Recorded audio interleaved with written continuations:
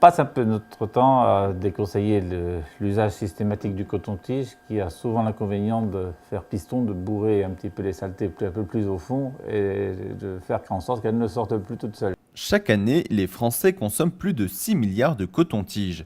25% en utilisent au moins un par jour, 61% une fois par semaine et 14% n'en utilisent pas. Alors, est-ce par manque d'hygiène ou simplement parce qu'ils ont la bonne méthode pour évacuer le fameux cérumen ? Ce cérumen, c'est une sécrétion naturelle qui peut être un peu assimilée à la sueur, mais qui n'est pas tout à fait, pas rigoureusement exact. C'est une sécrétion un petit peu grasse et qui, en principe, est capable de faire migrer vers l'extérieur les poussières, les petites saletés qui peuvent entrer dans l'oreille. Ce cérumen n'est sécrété que sur la partie externe cartilagineuse du conduit, pas sur la partie osseuse. Et il n'a aucune raison, a priori, d'aller s'accumuler en profondeur si on ne va pas les refouler. Donc, d'où l'intérêt de ne pas utiliser de méthode de manipulation qui soit susceptible de repousser les choses plus au fond.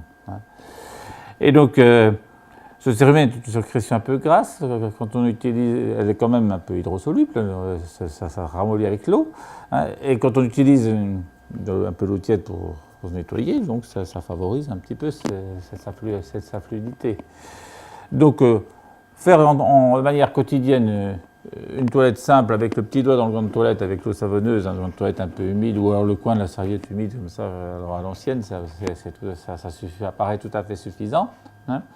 Et puis faire à l'occasion de shampoing, donc un petit peu d'irrigation sans forcer, donc laisser rentrer un petit peu d'eau tiède dans l'oreille, et puis pencher pour bien évacuer, essuyer. C'est à peu près tout ce qu'on préconise. Alors, bien sûr, cette pénétration d'eau dans l'oreille devient interdite s'il y a des lésions tympaniques, s'il y a des antécédents de problèmes d'oreille particuliers. À ce moment-là, on spécifie qu'il ne faut pas d'eau dans l'oreille. En plus de repousser le cérumen en profondeur de l'oreille, le coton-tige peut causer bien d'autres problèmes. Alors les risques sont de plusieurs types, donc des risques traumatiques, donc c'est le plus important. Bon, il n'est quand même pas exceptionnel de voir des tympans éclater par la pression du coton-tige. Bien souvent, c'est accidentel, on fait ces manipulations dans l'oreille en proximité d'une porte et la porte s'ouvre, boum, et ça pousse les choses un peu plus loin. Donc, c'est un des exemples. Bon, les risques traumatiques peuvent être aussi moins importants, sans arriver à la déchirure du tympan, être simplement une irritation due à la pression.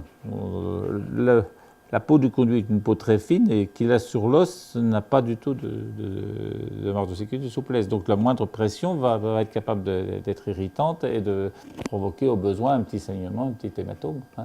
Donc, alors c'est pas trop grave en soi, mais s'il y a un saignement qui fait des croûtes dans l'oreille, ça va aller à l'encontre de sa libération.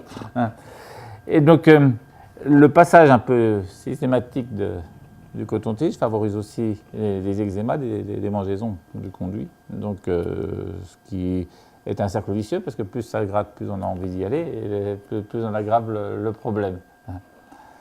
Eczéma, traumatisme, irritation, saignement, les risques liés à l'utilisation du coton-tige sont nombreux, sans oublier qu'il favorise la création des bouchons de cire. Alors, le bouchon de cire, c'est l'accumulation de cérumen.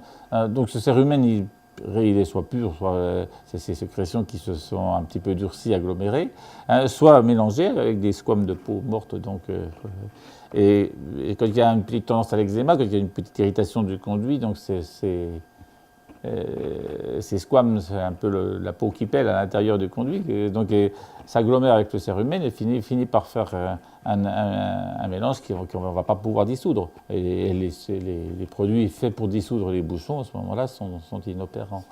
Et bien souvent, à ce moment-là, si on humidifie un bouchon qui est constitué, qui est coincé, il va avoir tendance à gonfler en s'humidifiant et à devenir 3 fois plus gênant. Une réaction ? Un témoignage ?